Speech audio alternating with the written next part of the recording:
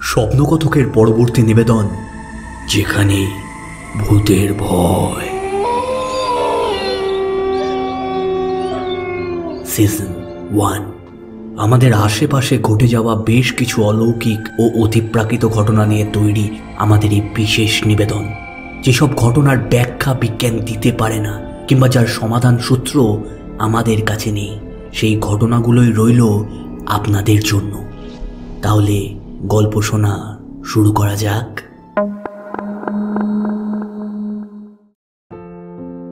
কেন্দ্রীয় সরকারি অফিসে চাকরি করে মনীষ। চাকরির পাশাপাশি ওর দু একটা ছোটোখাটো শখ আছে।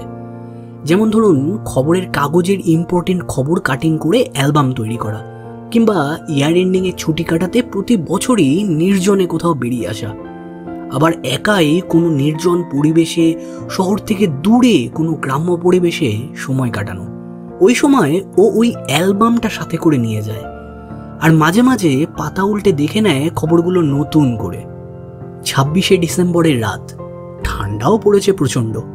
মনীষ প্যান্ট্রি থেকে সার্ভ করা খাবার দিয়ে ডিনার সেরে নিয়েছে অনেকক্ষণ। ওর এক অভ্যাস ঘুমানোর আগে কোনো না কোনো গল্পের বই পড়া।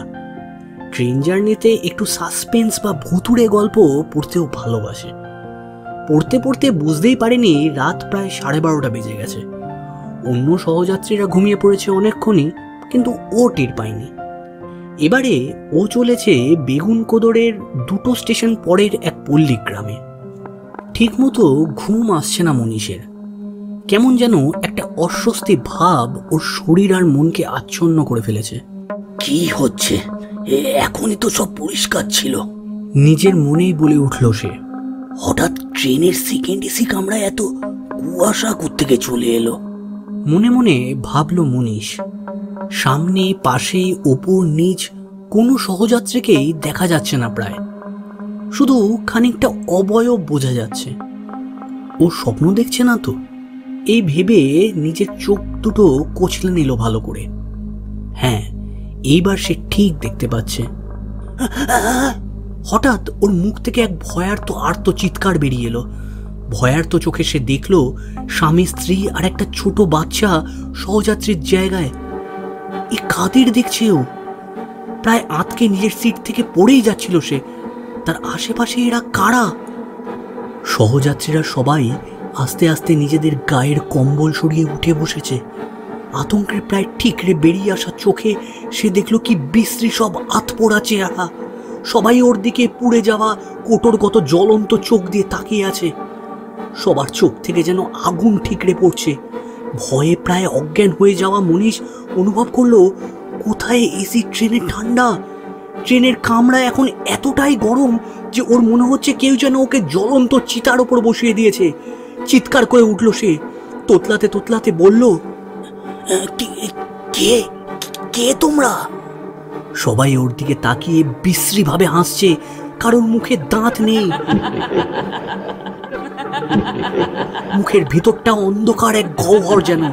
ওরা সবাই নিজের সিট ছেড়ে ধীরে ধীরে এগিয়ে আসছে মনীষের দিকে। ট্রেনের স্পিড যেন হঠাৎ ভয়ঙ্কর ভাবে বেড়ে গেছে। চেন টেনে ট্রেন থামাবার কথা প্রায় মনেই এলো না ওর।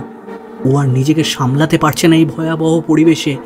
ও জোর করে জানলার দিকে মুখ ফেরালো।